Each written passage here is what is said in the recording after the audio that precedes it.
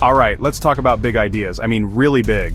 Not let's remodel the kitchen big. I'm talking about ideas so massive, so ambitious, they take more than a lifetime to finish. These are the mega projects.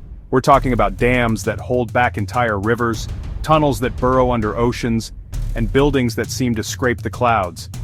These aren't just projects. They're monuments to human grit, determination, and a healthy dose of stubbornness. They are the ultimate test of our ability to dream big and then get our hands dirty to make it happen. Let's start with a big one. The biggest one really, the Great Wall of China. It's that massive stone snake slithering over mountains and through valleys for thousands of miles. But here's the kicker. It wasn't built all at once, not even close. The Great Wall is the ultimate group project, one that was started, stopped, rebuilt, and added to for over 2,000 years. Then came China's first emperor, Qin Shi Huang, around 221 BC. This was the first Great Wall, but it wasn't the stone behemoth we know today. It was mostly made of rammed earth. The wall we see and climb on today? That's mostly the work of the Ming Dynasty from the 14th to the 17th century. They started using bricks and stone, creating the iconic crenellated battlements and imposing watchtowers that have become famous worldwide. Building the Great Wall was the definition of a dirty job. Every single brick, every stone, every basket of dirt had to be moved by hand. These guys were working in some of the most brutal conditions imaginable. They faced scorching summers, freezing winters, and treacherous terrain. They were quarrying stone from the mountainsides, hauling it up steep slopes and setting it in place one piece at a time. The work was backbreaking and relentless. It was a gritty, grueling task that chewed people up and spit them out. There's a reason the Great Wall is sometimes called the longest cemetery on Earth. Countless people died during its construction. Every foot of that wall was paid for in sweat and, all too often, in blood. Now let's jump forward a few thousand years and head to the other side of the world, to a narrow strip of land connecting two continents, Panama. Imagine not having to sail all the way around the treacherous tip of South America. A canal would change global trade forever. The first serious attempt came from the French in the 1880s, led by Ferdinand de Lesseps, the same guy who built the Suez Canal. But Panama wasn't Egypt. They weren't dealing with dry sand. They were dealing with dense mountainous jungle, torrential rain, and mud that could swallow machinery whole. The real killer was something much smaller, the mosquito. Workers were dropping like flies from malaria and yellow fever.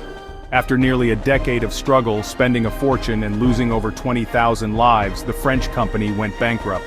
A new player entered the game, the United States. The US took over the project in 1904. When the Americans took over, their first order of business wasn't digging. It was sanitation. The American plan was different from the French one. Instead of a sea-level canal, they designed a system of locks that would lift ships up and over the mountains. Then they had to carve through the Continental Divide in a section known as the Culebra Cut. For 9 miles, workers and steam shovels battled constant landslides. The scale of the work was just staggering. It was the largest construction project the world had ever seen. The workforce was a massive international army of laborers from all over the world, especially the Caribbean. The sound of explosions, steam shovels, and trains was constant. Finally, on August 15, 1914, the SS Ancon made the first official transit through the canal. But for the people who built it, it was a monumental victory. They had sliced a continent in two. They had finished one of the toughest jobs on Earth, a project that had broken one of the world's great powers. Not all megaprojects are about moving cargo or stopping armies. Some are about reaching for something higher. That brings us to Barcelona, Spain, and a building that looks like it was dripped from a giant candle. A year after construction started, a new architect took over the project. His name was Antoni Gaudí. He designed the church's interior to look like a forest, with columns that branch out near the ceiling like trees reaching for the sunlight. He planned for 18 massive spires, each one dedicated to a different religious figure, with the tallest one set to make it the tallest church in the world. He filled his plans with complex Christian symbolism and natural forms, creating a style that was entirely his own. It's a project that began way back in 1882, and here's the crazy part, they're still working on it. The biggest challenge came during the Spanish Civil War. Anarchists destroyed many of Gaudí's original plans and models. The job itself is a unique blend of ancient craftsmanship and modern technology.